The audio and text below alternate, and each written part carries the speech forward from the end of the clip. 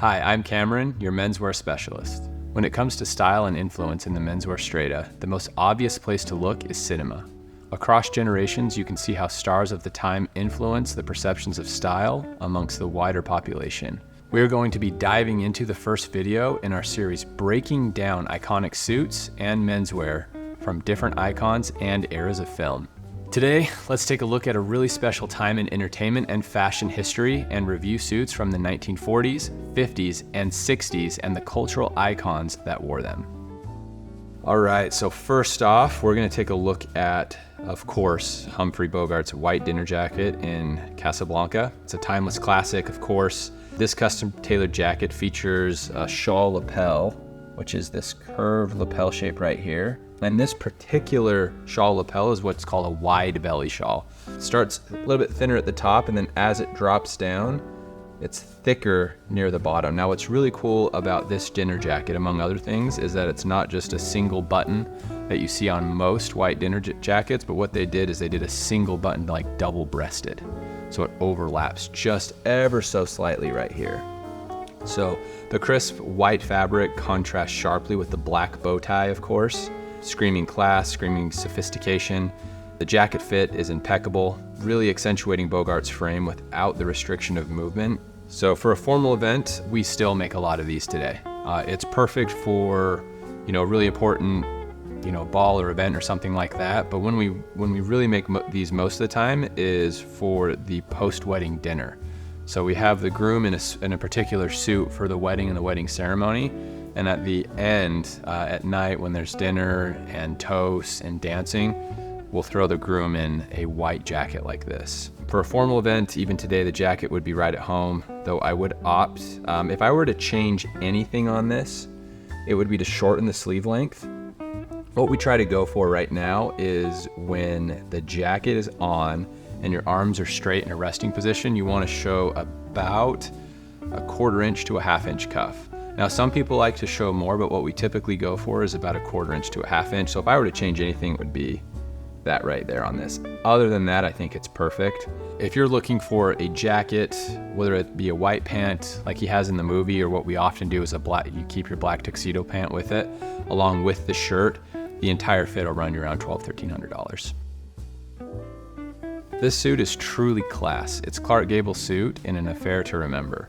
Now, the things that stand out most to me here is he's got, of course, the notch lapel at a normal width, but what he's wearing right here is what's called a 3-roll-2. It's where it is technically a 3-button suit, but you button the middle button only on it and you leave these top buttons unbuttoned right here. Of course, due to the era, suit jackets are a little bit longer, a little bit wider, but the thing I really want to point out here is how perfectly it fits his shoulder.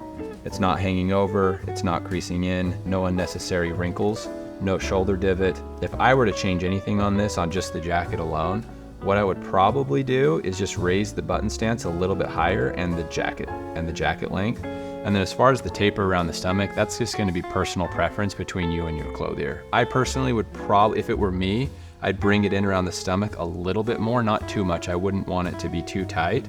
But if you really are going for this look, it's pretty easy to replicate for us. The next thing you'll notice about a suit in this time is it's going to be the double reverse pleat on the pants right here.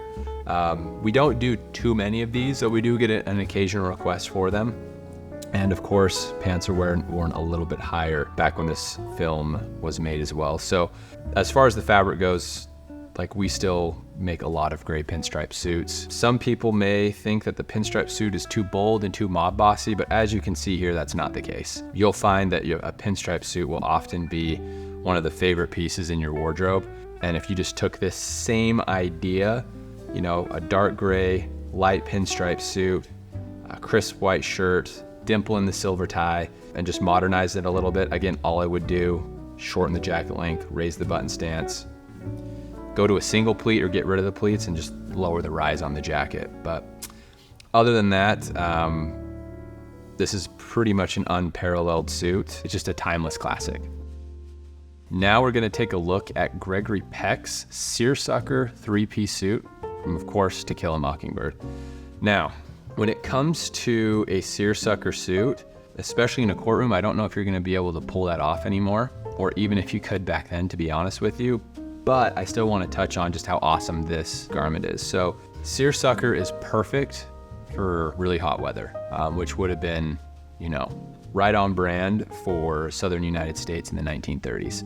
Seersucker is a ribbed cotton, oftentimes paired with a subtle stripe, white, blue stripe, but we have, of course, have a lot of different colors in it. What Gregory Peck does here, the simplicity is really what nails it. The seersucker speaks for itself, but you've got, of course, the notch lapel right here.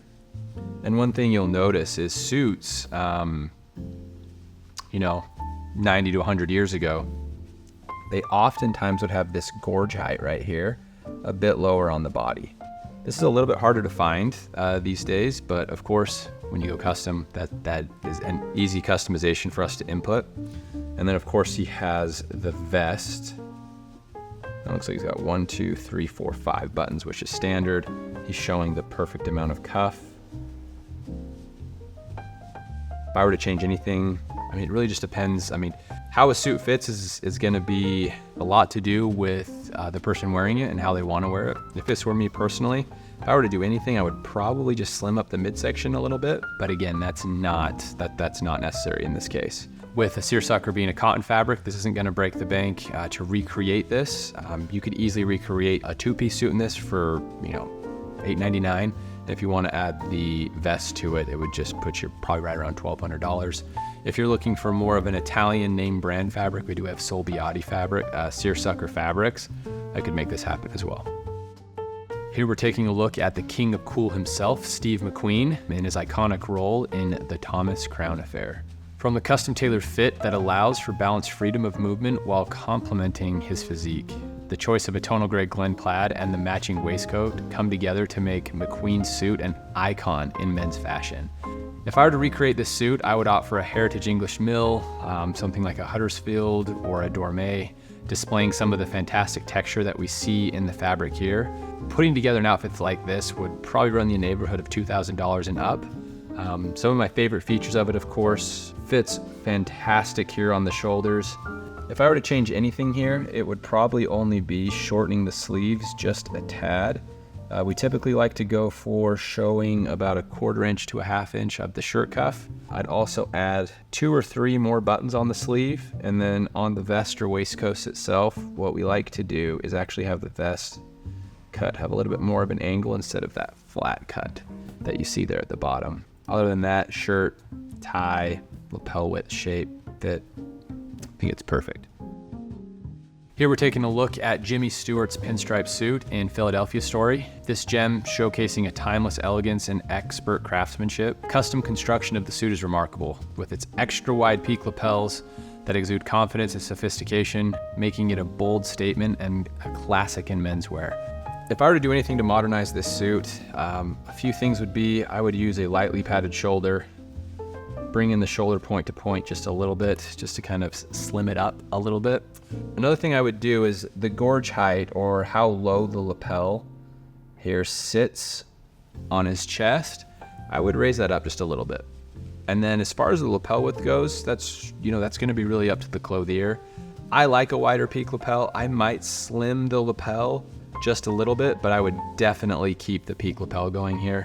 I absolutely love the pinstripe suit underneath it. I think it goes great with this. And of course a solid tie, so you don't have too many stripes in the wardrobe. This particular fabric is a wool flannel. The great thing about wool flannel, number one, is it's really warm in the colder months. It also is a heavier fabric, so it holds its shape a lot better. So even when you're moving and rough on it, like it'll withstand wrinkles. It won't show shoulder divots, things like that. Also, of course, he's wearing a 6-button double-breasted here. Basically, to modernize it is just lighten it up a little bit, slim it down, but something like this, really easy to find, really easy for us to do. Probably run you around $1,800 and up. That's all for this era of film. Keep an eye out for our next video covering the 70s, 80s, and 90s. If you want to invest in a timeless addition to your wardrobe inspired by one of these or any other noteworthy suits in film or out in the world, follow the link below to our website to connect with your menswear expert in your area.